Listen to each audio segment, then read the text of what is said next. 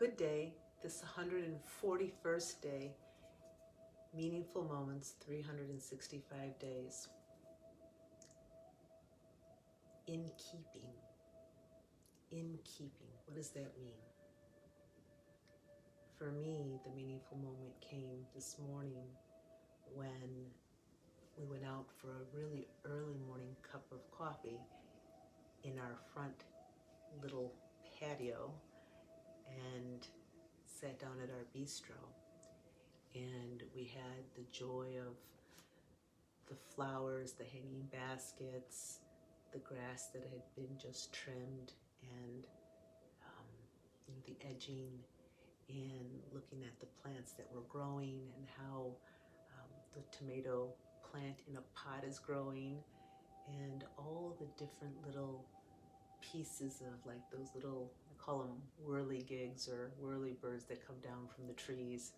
You know, how some of those seeds were in the corners and crevices of the yard, and we got them out and sweeped them and, took them to the recycling area by the pond, and just enjoyed this early morning fresh air and tending to that. And I realized in that moment that in the evening last night we had done the same, and we even had sat out with a cup of tea the night before and enjoying these summer moments now, or what the feeling of summer is like, to be keeping this little area that we have, this part that is the extension of our own selves in our home, the sacred space. And in this keeping that is done, there is a fulfillment that I've experienced, and perhaps you have this too in your own sacred space, whether it's inside your home or in your yard or garden or patio space or wherever that might be, or even if it's your flower boxes with herbs, and maybe you have a very urban setting, but it's, maybe when you walk through a park and you notice an area that maybe there's some garbage on the ground and you pick that up, or whatever it might be, that you find yourself in this sense of connection with what's around you and in keeping it. So I think of keeping as in keepers, and in this context I'm using it this way, to keep something.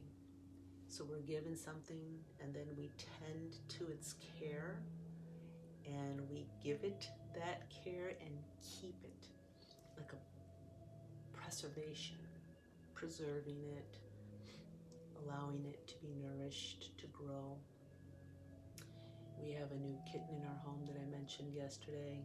She's a little bit older than a little kitten. She's almost a year now. But, she's rambunctious, and we have these moments where we're introducing her, and there's this in-keeping part that we do. So every day there's a new added component to what we do in our home, in keeping. And different things we have to adjust in our home to preserve it, to care for it, and to have that keeping part. And I think the more that we do this, not only do we experience this sacred space, but we find that extension, that connection with ourself, and it gives us a certain sense of all is well, it's safe, and I'm attending to this keeping.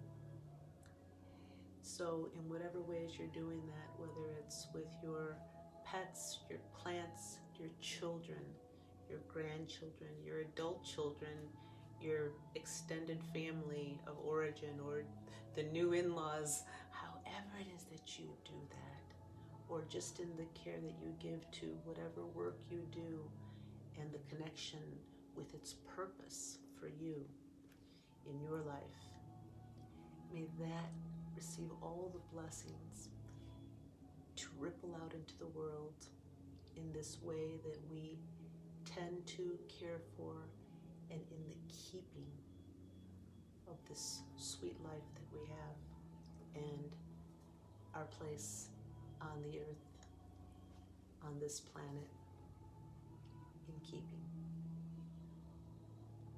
Namaste, friends.